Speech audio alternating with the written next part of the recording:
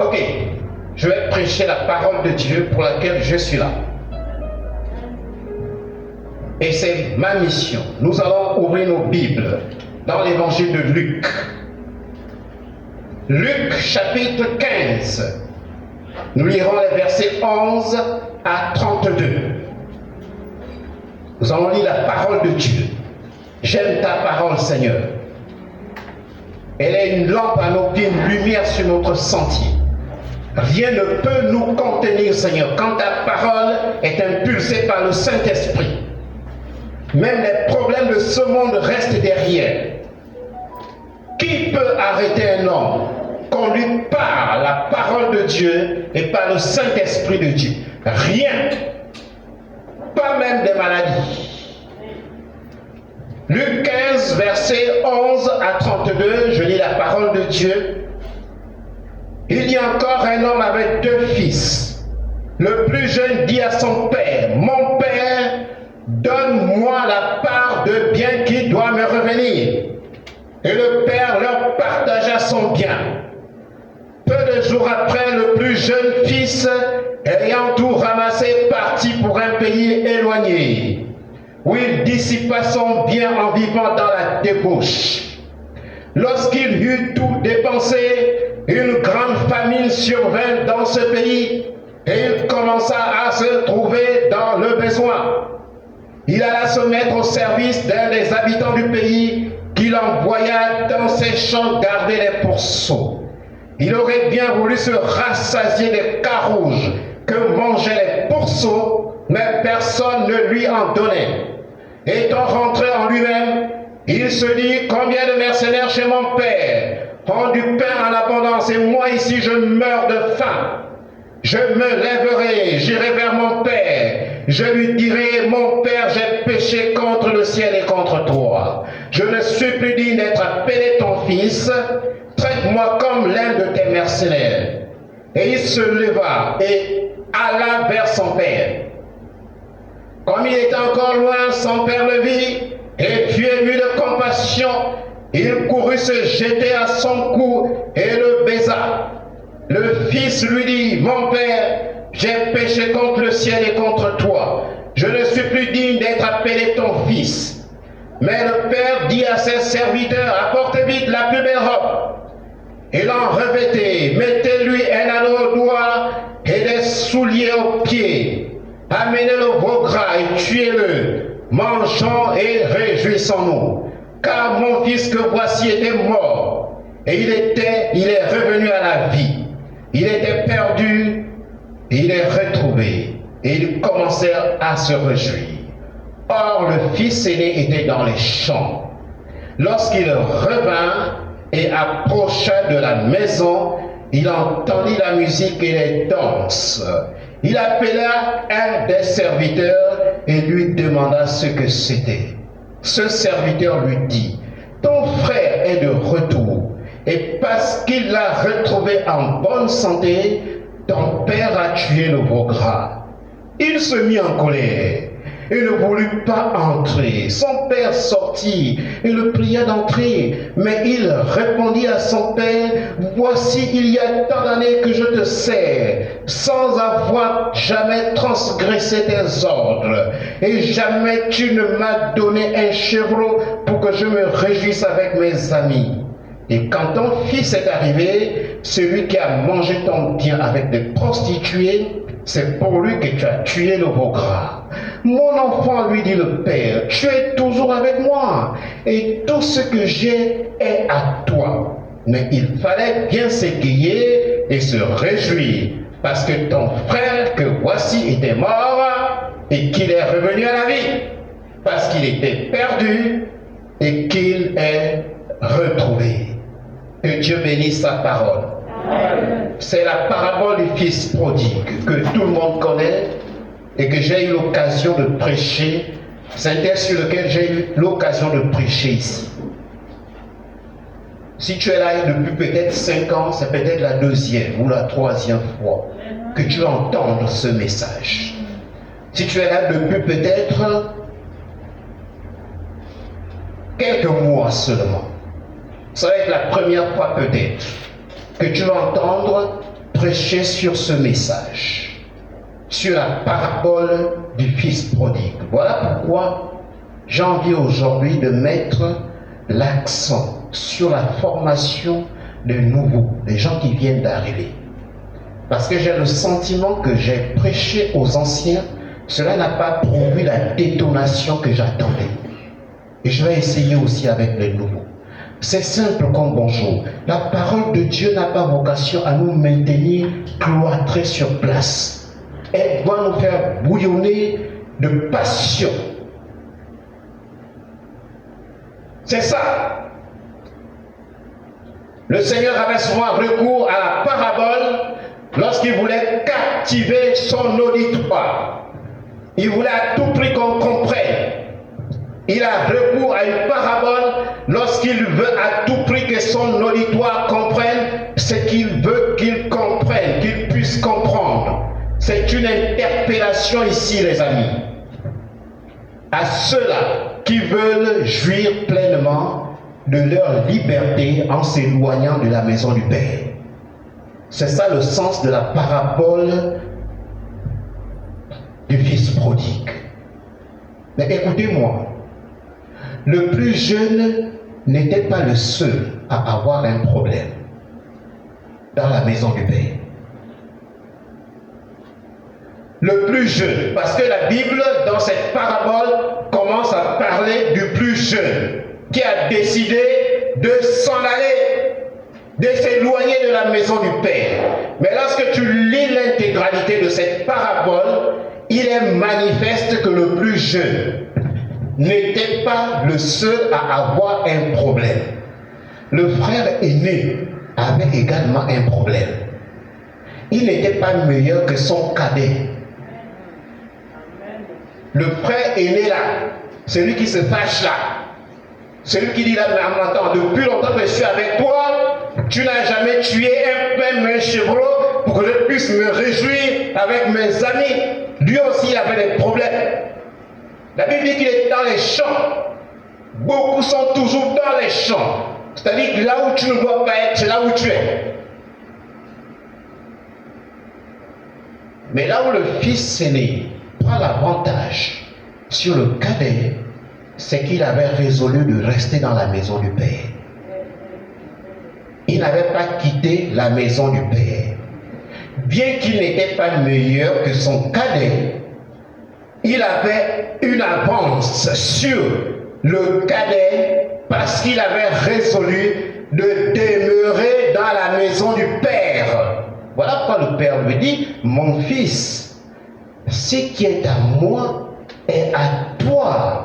Mon ami, si tu décides de quitter la maison du Père, le Père c'est pas moi, le Père c'est pas le pasteur, le Père c'est Dieu. Quand tu as résolu de quitter la maison du Père, tu as pris une mauvaise décision. Mais vous savez, la maison du Père, on ne la voit pas. Là, nous sommes là dans la maison du Père. Quand Jésus-Christ rentre dans le temple, lorsqu'il a chassé tous les trafiquants qui étaient là, il a dit, oh, d'ici c'est la maison de mon Père.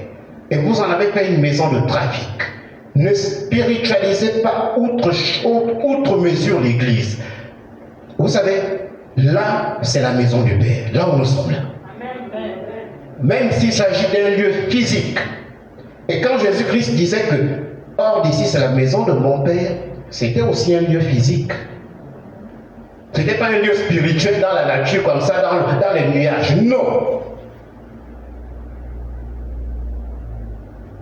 Voilà que lorsqu'on se rassemble, quand nous sommes réunis là, nous devons être dans la crainte de Dieu, avec des attitudes qui honorent Dieu. Pourquoi? Parce que Dieu est présent. Or, le fils aîné était dans les champs. Lorsqu'il revient et approcha de la maison, il a entendu la musique et les danses. Il appela un des serviteurs, lui demanda ce que c'était. Ce serviteur lui dit, ton frère est de retour, et parce qu'il a retrouvé en bonne santé, ton père a tué le veau gras. Il se mit en colère et ne voulut pas rentrer. Il avait un problème aussi.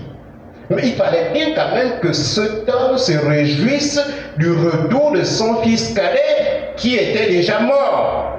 Parce que la Bible dit qu'il était mort. Et c'est ce que Sodome déclare. L'homme qui personnalise Dieu. Parce que quand tu quittes la maison de Dieu, tu es mort.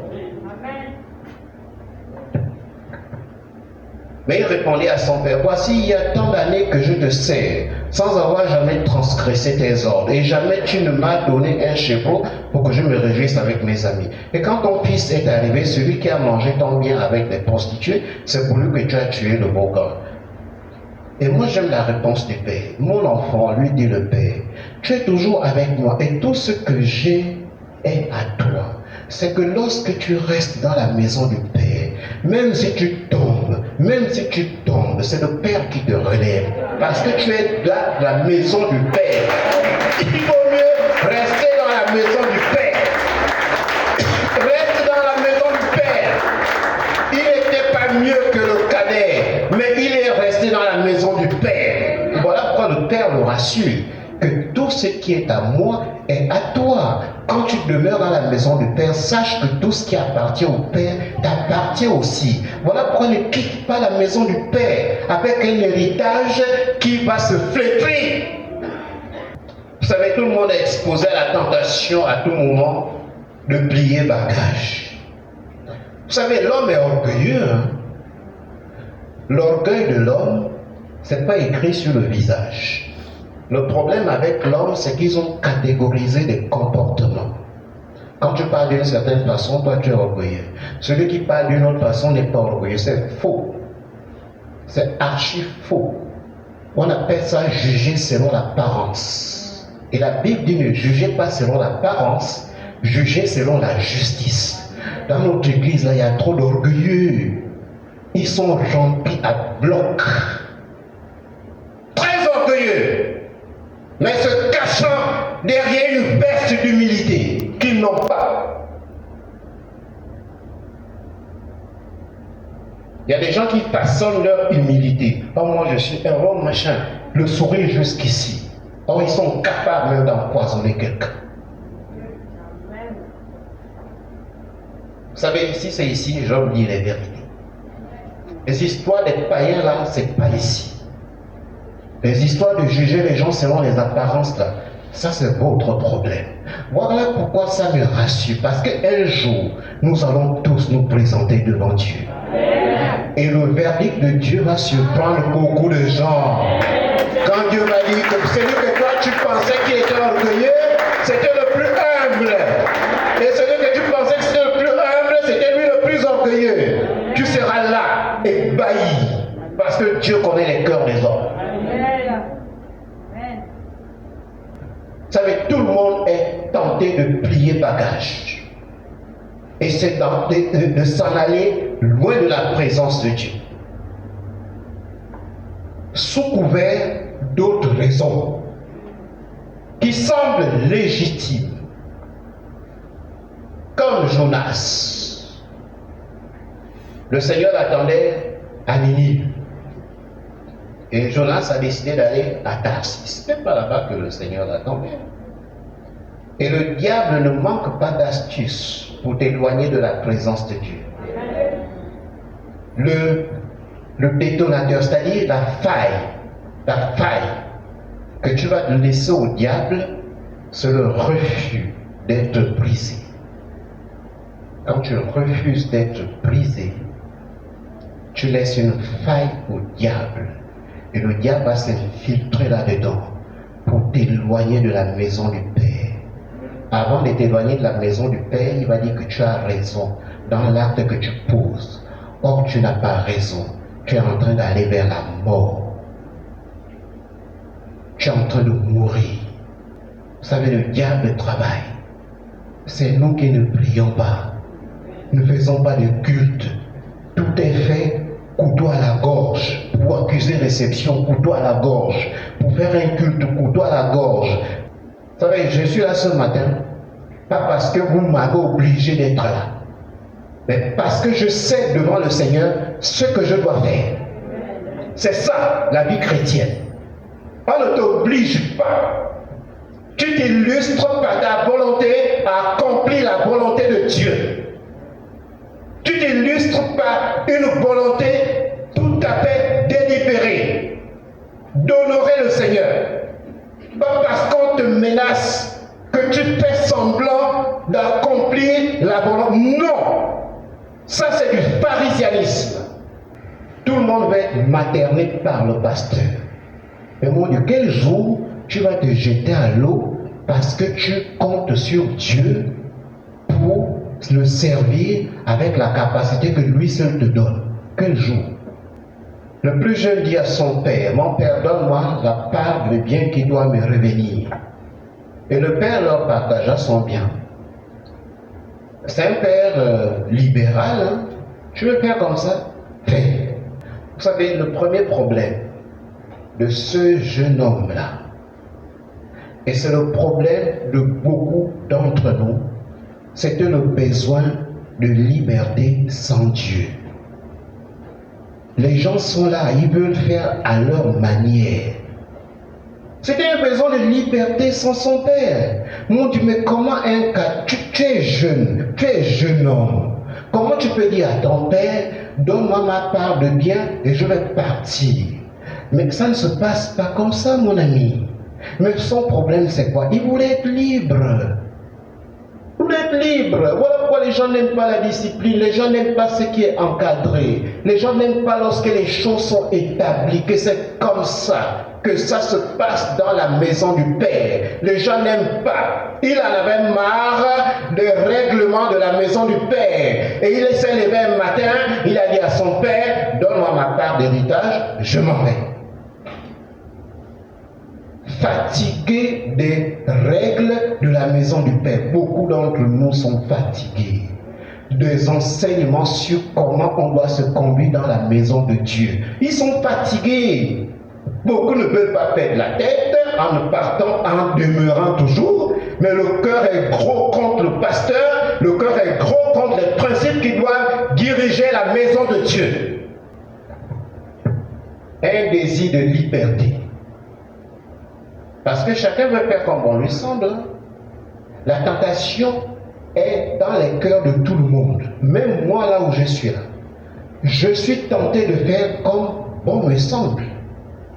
Mais les amis, quand on dit ta parole, la parole de Dieu est une lampe à mes pieds, lumière sur mon sentier, ça veut dire qu'elle t'empêche d'emprunter le sentier qui n'est pas le bon. Ça veut dire qu'elle t'empêche d'aller à gauche lorsqu'il faut aller à droite, elle t'empêche d'aller à droite lorsqu'il faut aller à gauche. C'est ça.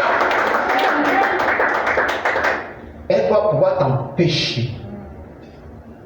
Et cet empêchement, souvent nous ne l'aimons pas. Parce que nous voulons jouir pleinement de notre liberté. On veut faire comme nous voulons. C'est ce qui est arrivé à ce frère, à cet homme, à ce jeune homme. Et même dans la vie de tous les jours, dans une famille, il y a des principes, il y a des règles. Même le respect de l'aîné, ce sont des règles païennes qui s'appliquent dans une famille. Un père peut dire à un cadet qu'attention, celui-là c'est ton grand frère, tu ne dois pas lui parler de cette façon-là, tu ne dois pas l'insulter. Ce sont les principes de bon sens. Parce que dans une famille, il faut qu'il y ait des principes qui régissent le fonctionnement de cette famille. Sinon ça va dans tous les sens. Ces principes peuvent nous heurter, même si ça nous heurte, mais c'est comme ça que ça fonctionne dans une famille. Un cadet ne peut pas se lever un matin pour dire que donne-moi ma part d'héritage, je m'en vais. Tu vas où? Et ton frère aîné qui est là. Et l'héritage ne se partage pas du vivant de l'homme. Quand tu as envie, personne ne peut revendiquer de l'héritage. C'est quand quelqu'un meurt que les héritiers se lèvent. Mais le besoin de liberté a fait perdre le bon sens à ce jeune homme. Et le besoin de liberté fait perdre le bon sens à plusieurs personnes dans l'Église. Pourquoi? Le désir de vivre comme ils veulent. Chacun a une image de ce qu'est un bon pasteur. Il y en a qui auraient voulu écrire sur un papier que je veux que le pasteur soit comme ça. Il doit être comme ça. il doit être comme ça. Lui-même, il refuse d'être pasteur. Il n'a même pas envie d'être pasteur parce qu'il il sait que ça va lui coûter. Comme il ne veut pas des choses qui coûtent, mais il veut façonner un pasteur à son image. Il doit être comme ça. Mais il ne sera pas comme ça. Il sera comme Dieu veut qu'il soit. Pour que tu ne jouisses pas à tort de la liberté que tu as là. Parce que le souci de liberté sans Dieu conduit à la mort. Voici un bonhomme qui pensait que, comme on est dans la maison du Père, eh bien, chacun peut faire comme on lui semble. C'est pas parce qu'on est dans la maison du Père qu'il faut faire comme bon lui semble. Est-ce que vous avez compris la parabole du fils prodigue que j'ai lu tout à l'heure? Parce que c'est important de comprendre déjà la lecture pour mieux comprendre la prédication. Quel est ce désir de liberté sans Dieu? Vous savez, l'appartenance à une famille nécessite la connaissance des règles qui fondent cette famille. Si tu appartiens à une famille, il faut que tu connaisses les règles qui régissent le fonctionnement de cette famille. Sinon, tu vas être un rocher de scandale pour les autres membres de la famille. C'est des questions de bon sens. On ne réclame pas l'héritage du vivant du Père. C'est insensé. Et on ne prend pas des initiatives de ce genre alors que ton frère aîné est là. Il n'a pas demandé ça. Désir de vivre la liberté sans Dieu. Au point où le diable lui a fait oublier qu'il avait même un frère aîné.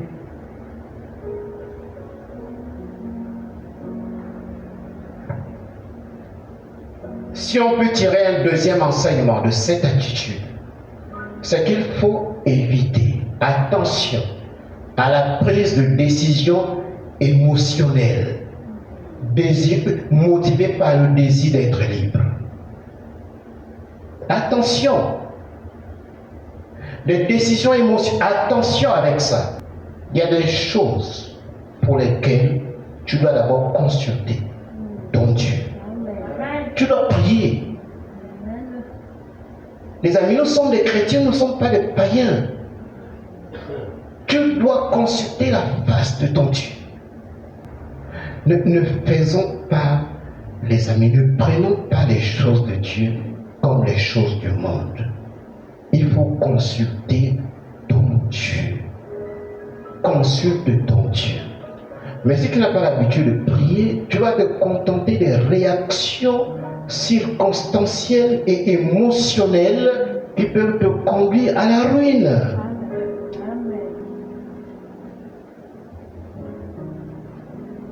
Consulte ton Dieu. Et consulte ton Dieu. La décision que le jeune homme a prise était une décision émotionnelle. Il n'a consulté personne. Il était guidé simplement par le désir de liberté. C'est tout ce qu'il a guidé. Il n'était pas guidé par le bon sens, encore moins par le Saint-Esprit, avant de décider de dire à son Père ce qu'il a eu à dire. Quand on dit prier, faites des cultes, 1000 fois je vous ai rappelé que ce n'est pas pour mon bien, c'est pour votre bien, c'est pour votre vie spirituelle. C'est pour que quand vous décidez de quelque chose, vous décidez en connaissance de cause. Et votre cœur est tranquille. Et vos lendemains sont assurés parce que vous avez pris la peine de consulter votre Dieu. Dieu n'est pas sourd. Dieu n'est pas muet. D'une façon ou d'une autre, il va te faire comprendre que voici la bonne décision que tu dois prendre. Vous savez pourquoi il voulait partir? Peu de jours après, le plus jeune fils ayant tout ramassé. Oh, tout ramassé. C'est ce qui est écrit. Peu de jours après, le plus jeune fils ayant tout ramassé, parti pour un pays éloigné, où il dissipe pas son bien en vivant dans la débauche. Voici la motivation de sa décision. Il voulait vivre libre dans la débauche. C'est ce qui est écrit.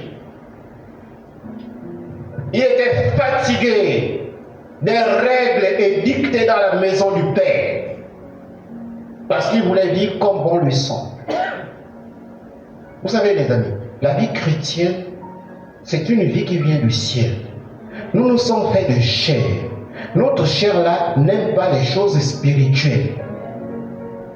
La chair n'aime pas les choses spirituelles, mais on traite durement notre corps. On se maintient dans la maison du Père, pas parce que c'est facile, mais parce que c'est le choix de la vie. Amen.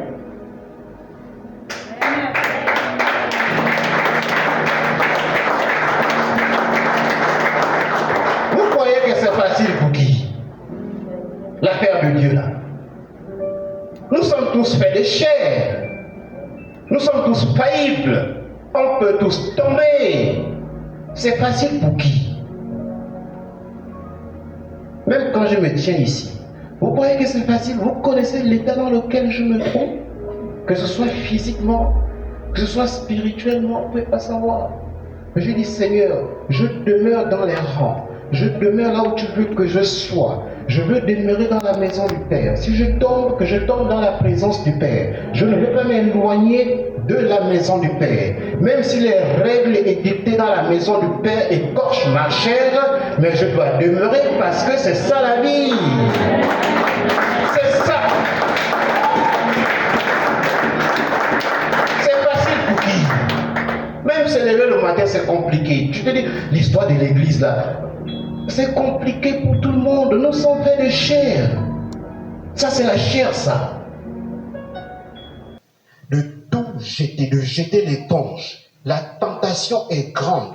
Dieu nous interpelle aujourd'hui que la tentation est grande de tout ramasser pour aller dans un pays lointain, dissiper le bien que Dieu t'a donné en vivant dans la débauche.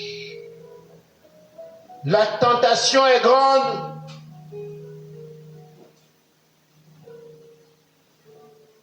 Parfois, Dieu peut même te dire, mais pourquoi le type là te parle comme ça? Tu es quand même un grand monsieur, tu es quand même une grande dame. Prends tes affaires, pars. C'est pas lui qui t'a élevé, c'est pas lui qui te nourrit. Mais tu peux partir. Mais mon ami, tu as fait le mauvais choix. Parce que là, je m'égosille, là, toi non plus, tu ne m'apportes rien. La seule chose qui me motive, c'est l'amour que Dieu met dans mon cœur pour toi. Parce qu'il n'y a pas plus grand amour que de porter quelqu'un sur le chemin de la spiritualité. Il n'y a pas plus grand que ça. Le plus grand bien que quelqu'un puisse te donner, c'est l'évangile. C'est lorsqu'il te parle de Jésus-Christ. C'est ce qu'il y a de mieux, de meilleur. Même si le monde dans lequel nous sommes nous dit le contraire, ce n'est pas l'argent. Quand les apôtres ont rencontré cet homme à l'entrée du temple, ils lui ont dit, je n'ai ni or ni argent, mais ce que j'ai, je te donne. Il avait Jésus-Christ. Il dit, au nom de Jésus-Christ, lève-toi et marche. Mais le monde dans lequel nous sommes te fait croire que l'argent c'est mieux que Jésus. L'argent c'est mieux que la parole de Dieu. Tu devais me remercier tous les jours parce que je me lève tôt le matin pour méditer, chercher la face de Dieu pour nourrir ton âme. Amen. Vous savez, l'ambiance de ce jeune homme-là n'a pas duré éternellement. Parce que la vie, c'est comme une roue, ça tourne. Ça tourne. La vie, là, c'est comme la roue, la partie qui est en haut. Quand la roue tourne, elle devient maintenant en bas.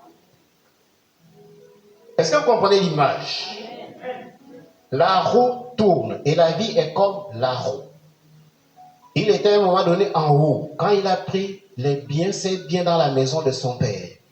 Mais la roue a tourné. Il s'est retrouvé en bas. Il s'est retrouvé au sol. La partie qui était en haut s'est retrouvée maintenant au sol. Attention, mon cher ami. Attention. Prends au sérieux ce que Dieu te dit ce matin. Ne laisse pas ton cœur s'enfler d'orgueil au-dedans de toi pour dire que moi, ma vie, c'est ma vie. Oui, c'est ta vie. Mais j'ai été oint pour te parler de ta vie et pour te dire que si tu es fils de Dieu, tu es fille de Dieu dans la maison du Père, il y a une certaine manière de faire, une manière de se comporter. Et quand tu fais autrement, ça peut sembler bon, ta décision contraire là. Mais un jour, tu vas te rendre compte que tu avais pris la mauvaise décision.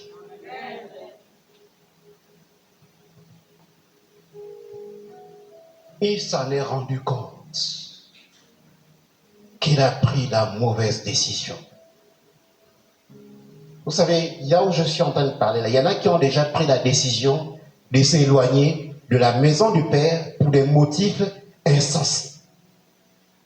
Parfois, quand tu les rencontres, ils se croient heureux, mais ils ne le sont pas. Mais pour cacher la face, ils pensent, ils veulent exprimer une certaine joie, mais en réalité, leur cœur est meurtri. La troisième chose, c'est que tu ne trouveras nulle part ailleurs un amour semblable à l'amour du Père.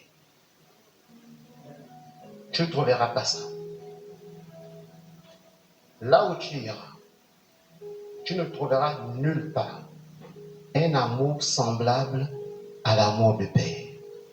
Regardez ce qui est dit au verset 14. Lorsqu'il eut tout dépensé, une grande famine survint dans ce pays. Et il commença à se trouver dans le besoin.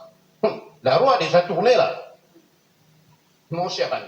Et il alla se mettre au service d'un des habitants du pays qu'il envoya dans ses champs garder les pourceaux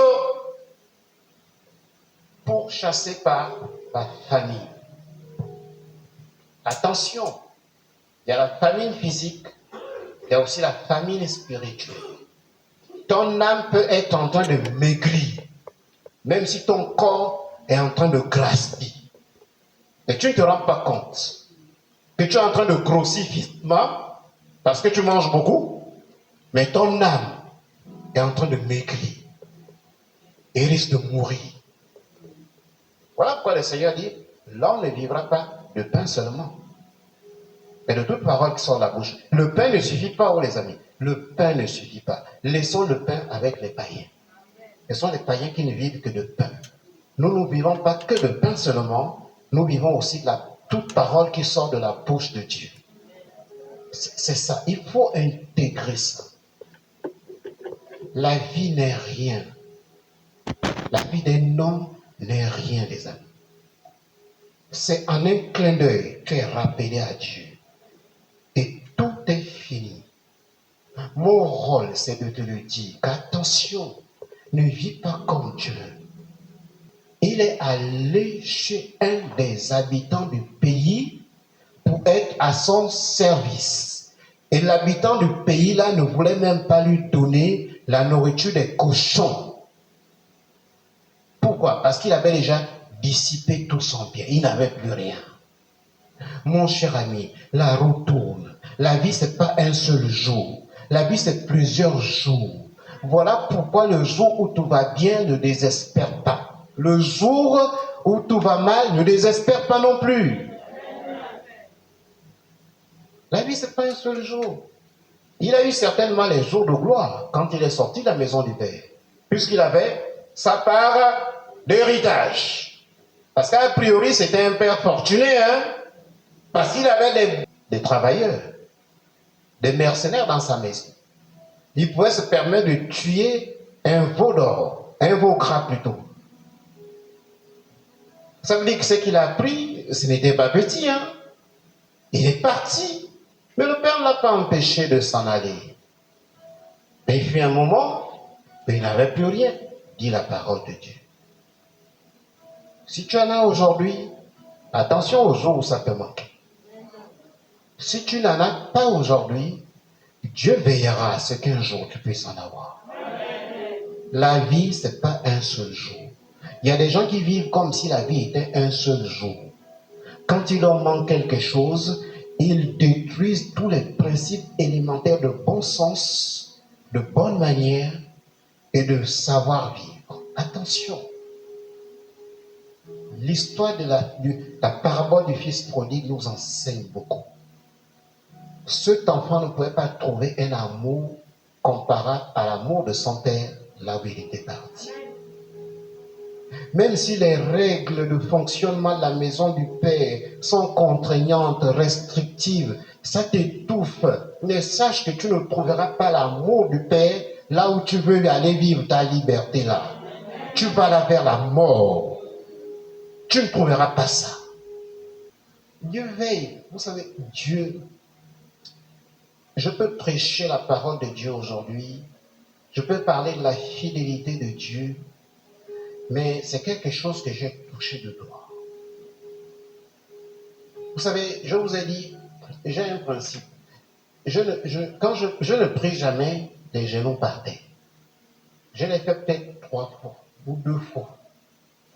Et à cause de la santé de mon époux, j'ai dû mettre encore les genoux par terre. Je dis là, Seigneur, je suis obligé de fléchir encore les genoux.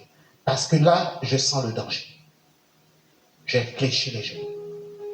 Et mon épouse est là ce matin.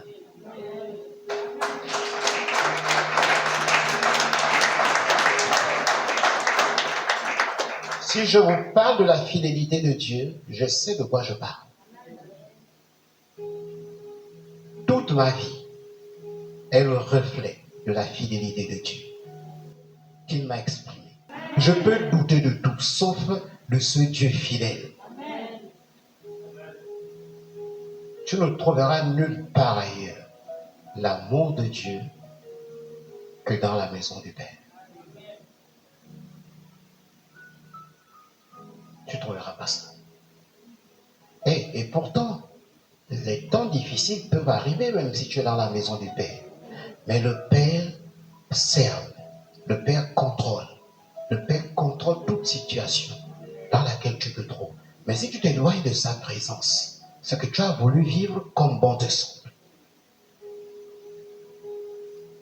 Et comprenez-moi, ce n'est pas parce que tu es dans la maison du Père que tout ira comme sur les roulettes. C'est faux, c'est pas ce que j'ai dit. Les gens qui vous ont prêché ce message vous ont menti. Parce que tu peux être dans la maison du Père et traverser des moments difficiles. Mais la seule certitude, c'est que le Père contrôle les moments que tu traverses. Il ne pourrait pas trouver un amour pareil chez un habitant du pays. Oh, j'aime la Bible. Elle ne veut pas citer les gens. Elle ne cite personne. On ne cite pas les noms des contemporains.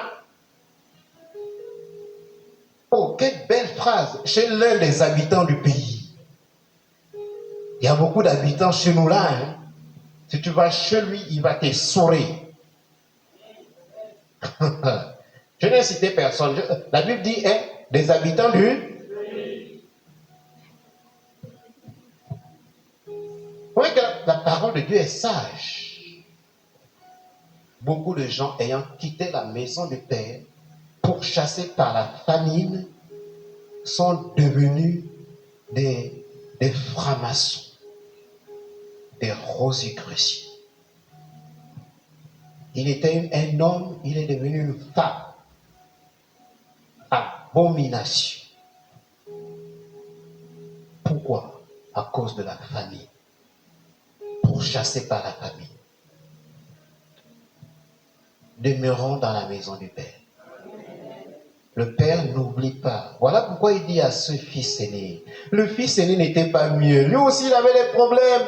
Il se fâche parce que son frère cadet, au lieu d'être en joie, parce qu'il était en joie quand son frère cadet est revenu, il n'était pas en joie. Vous voyez que c'est normal qu'il ne soit pas en joie. C'est pas normal. Ça veut dire que lui aussi avait des problèmes. Malgré les problèmes qu'il avait, le Père le rassure que mon fils, ce qui est à moi, est à toi.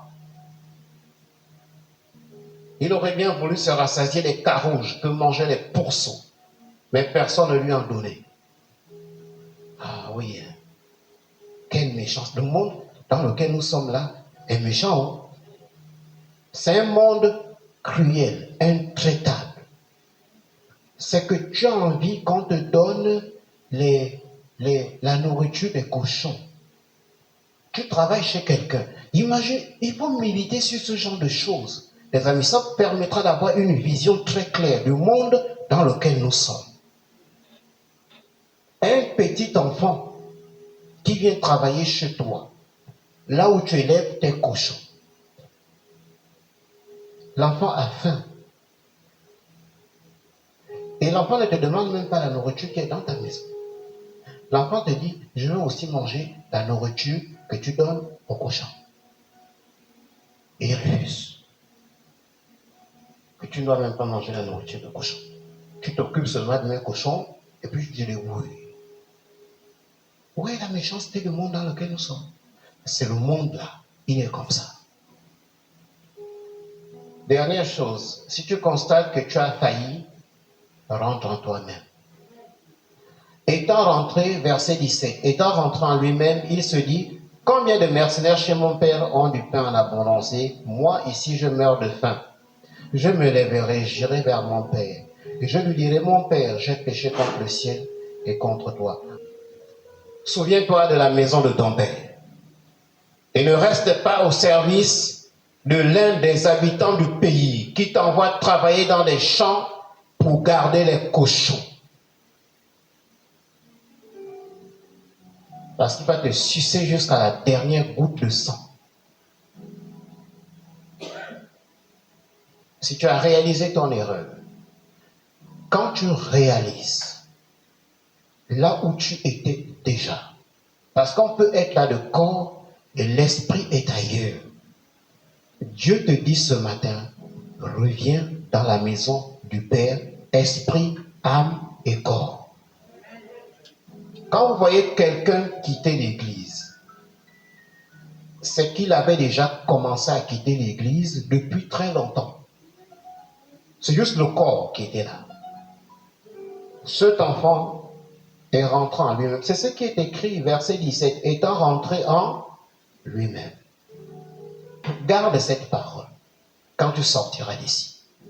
C'est que Dieu t'invite à rentrer en toi-même. Ne rentre pas dans le pasteur. Ne rentre pas, ça c'est du vampirisme. Ne rentre pas dans le corps de quelqu'un d'autre. Ne rentre pas dans la vie de quelqu'un d'autre. Il était rentré en lui-même. Rentre en toi-même. Visite ton cœur.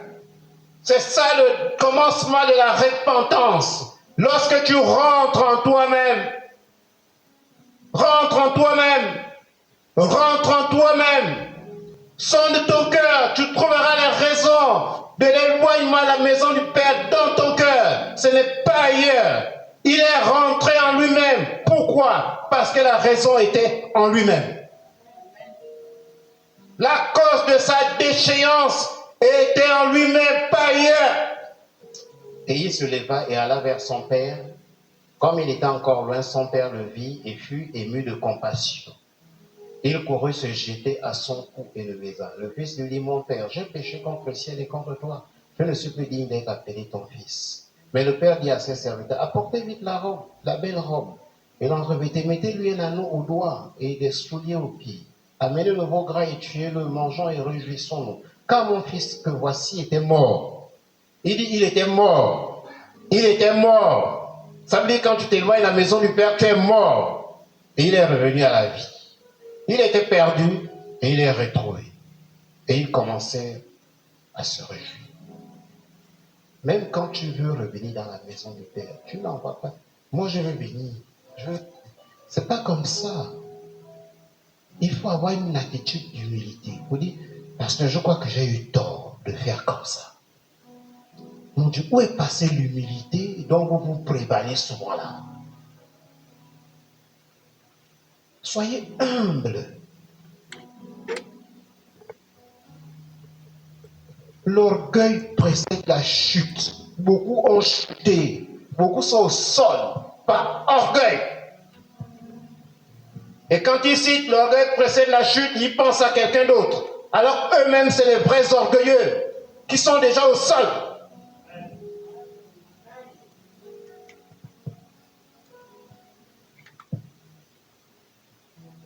Tu ne peux pas t'excuser, demander pardon que je crois que j'ai failli. Même si tu as raison, tu peux demander pardon. C'est comme ça que ça se passe dans la maison de Dieu. C'est comme ça. C'est les règles qui régissent la maison de Dieu.